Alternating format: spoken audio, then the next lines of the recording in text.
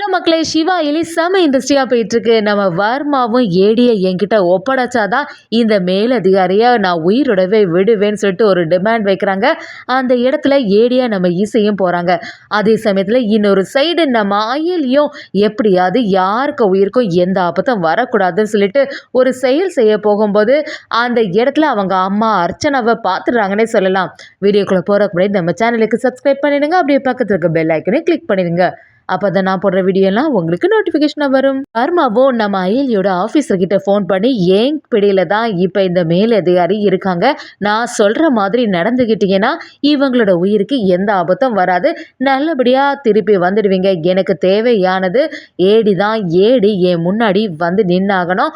அவங்கள மட்டும் இங்க விட்டீங்கன்னு வச்சிங்களா, நான் இந்த அதிகாரியை நான் வெளியில விட்டுறேன்னு சொல்லிடுறாங்க. இந்த ஃபங்க்ஷன்ல நம்ம அயலியும் ரொம்பவே பதட்டமா இருக்காங்க. இப்படி ஒரு நிலைமை ஆயிட்டே, மேலதிகாரிக்கு எந்த ஆபத்தும் வரக்கூடாதுன்னு சொல்லிட்டு எவ்வளோ அலர்ட்டா இருந்தோம், நம்மளை மீறி இப்படி நடந்துட்டேன்னு சொல்லிட்டு பயங்கரமாக டென்ஷனாக இருக்கும்போது அந்த ஆஃபீஸரும் ஃபோன் பண்ணி நம்ம அயலிக்கிட்டே சொல்ல ஆரம்பிக்கிறாங்க. அயலி, இப்போ தான் அந்த வர்மா கிட்டேருந்து எனக்கு ஃபோன் வந்துச்சு, அவனுக்கு தேவை நீ தானாமா, நீ அங்கே போனால் தான் அந்த அதிகாரியை விடுவாங்களா அப்படின்னு சொன்ன உடனே நம்ம அயலியும் அப்படியா சார், நான் போகிறதுக்கு தயாராக தான் இருக்கேன், எந்த பிரச்சனையும் இல்லை, ஆனால் நான் போனால் கண்டிப்பாக அந்த அதிகாரிக்கு எந்த ஆபத்தும் வராதுன்னு தெரிஞ்சதுன்னா நான் அந்த இடத்துக்கு போகிறதுல எனக்கு எந்த பிரச்சனையும் இல்லைன்னு சொல்லிடுறாங்க.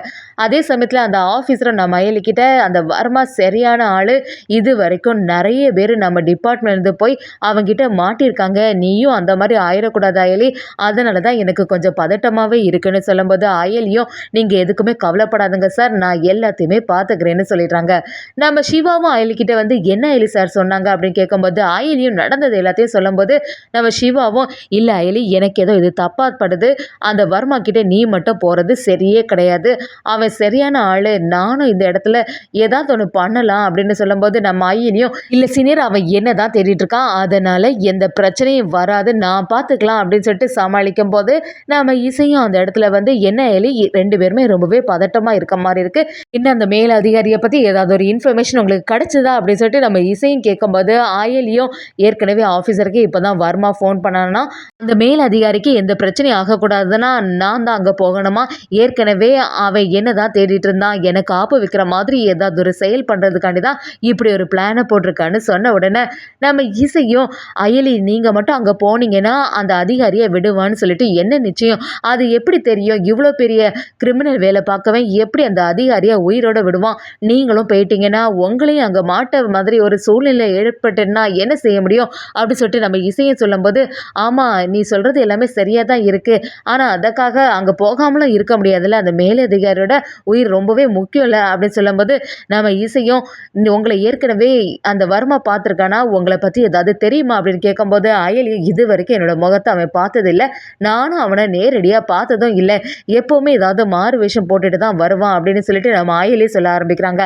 அதை கேட்ட இசையும் நான் வேணும்னா ஒன்று பண்ணுறேன், உங்களுக்காக ஒரு ஹெல்ப் பண்ணுறேன், பேசாமல் உங்கள் வேஷத்தில் நானே போகிறேன், அதான் ஏடியே ஏற்கனவே அவன் பார்த்ததே இல்லைல்ல, ஏடியாட்டு நானே அங்கே நிற்கிறேன் அப்படின்னு சொல்லிட்டு நம்ம இசையும் அயலிக்கிட்டே சொல்லும்போது அயலியும் இல்லை இசை, இதெல்லாம் சரியே வராது, அவன் சரியான ஆள், பயங்கர கிரிமினல் வேலைகள்லாம் பார்க்கக்கூடியவன், நீங்கள் மட்டும் அங்கே போனீங்கன்னா என்னால் உங்களுக்கு ஏதாவது பிரச்சனை ஆகிடுமோன்னு சொல்லிட்டு எனக்கு பயமாக இருக்குது, அதனால் நீங்கள் போகாண்டான்னு சொல்லி நம்ம அயலியும் சொல்லும்போது இசையும் என்னங்க பேசுகிறீங்க, இந்த இடத்துல நான் ஹெல்ப் பண்ணாமல் யார் பண்ண முடியும், நான் உங்களுக்கு பதிலாக ஏடியாட்டு போகும்போது எப்படி இருந்தாலுமே என்னை ட்ராக் பண்ணி அந்த இடத்துக்கு நீங்கள் வந்துடுவீங்க, அதுக்கப்புறமா அந்த மேல் அதிகாரியை காப்பாற்றினதோட என்னையும் காப்பாற்றிடுவீங்க, எனக்கு உங்கள் மேலே ரொம்பவே நம்பிக்கை இருக்கு அயலி, அதனால் எதை பற்றியுமே யோசிக்காதுங்க, நானே அங்கே போகிறேன், ஒன்றும் பிரச்சனை இல்லைன்னு சொல்லிடுறாங்க.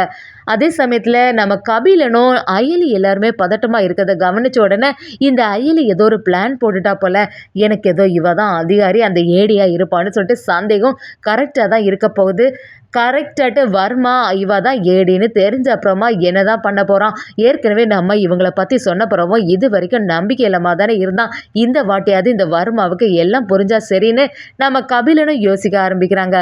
நம்ம அயலியும் அவங்களோட ஆஃபீஸர்கிட்ட எல்லா விஷயத்தையும் சொல்ல ஆரம்பிக்கும் போது அவங்களும் சரி, எதுனாலுமே யாருக்கும் எந்த பிரச்சனையும் வராத மாதிரி காப்பாற்றிடணும் அப்படின்னு சொல்கிறாங்க. நம்ம அயலியும் எல்லாத்தையும் பார்த்துக்கிறேன் சார், அதே சமயத்தில் வர்மாவையும் தப்பிக்கவே விடக்கூடாது இந்த வாட்டி அப்படிங்கிறதுல நம்ம அயலி ரொம்பவே முடிவா இருக்காங்க.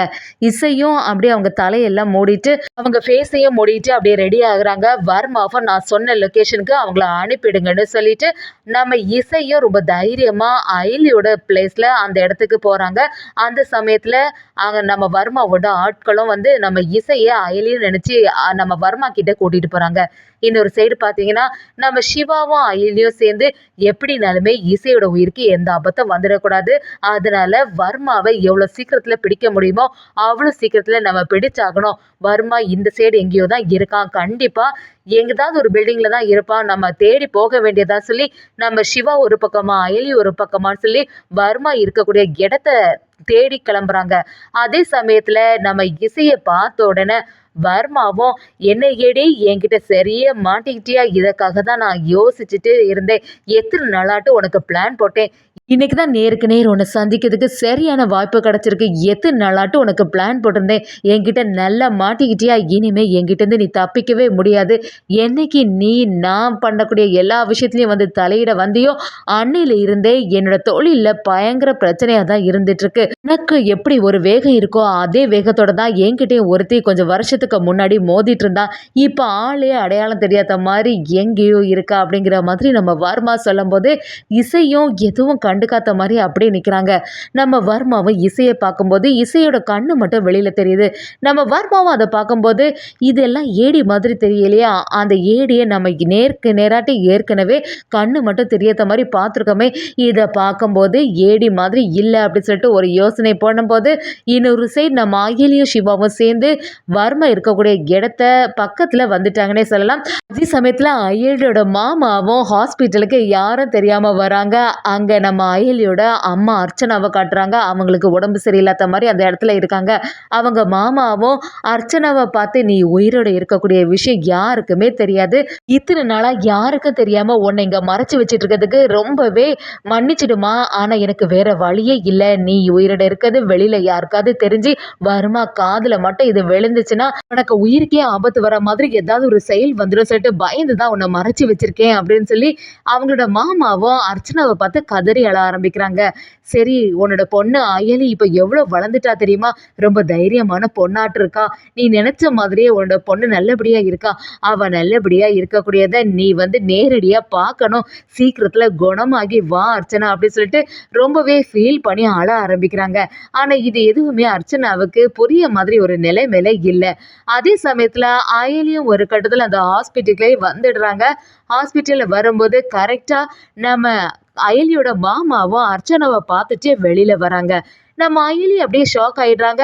எதுக்காக மாமா இந்த இடத்துக்கு போயிட்டு வராங்க, அதுவும் அந்த ரூமுக்குள்ள போயிட்டு வர மாதிரி இருக்கே, என்ன விஷயம் அப்படின்னு சொல்லிட்டு கேட்கலான்னு நம்ம அயலியும் பக்கத்துல போகும்போது அவங்க மாமாவும் ரொம்பவே யோசனையில இருந்துட்டு இருக்காங்க. பதட்டம் ஆயிடுறாங்க. நம்ம அயலியை பார்த்த உடனே அயலியும் எதுக்காக மாமா இங்க வந்தீங்க, இவ்வளவு பதட்டமா வேற இருக்கீங்க, என்ன விஷயம்னு சொல்லும் போது அந்த இடத்துல அவங்க மாமா அயலிக்கிட்ட எல்லாத்தையுமே மறைச்சு சமாளிக்க பாக்குறாங்க.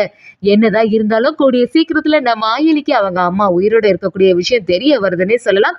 அதே சமயத்துல வர்மா பிடியில இருக்க இசைய செம மாஸ்டர் பிளான் பண்ணி காப்பாத்தி அந்த மேல் அதிகாரியை காப்பாத்திட்டாங்கன்னே சொல்லலாம்.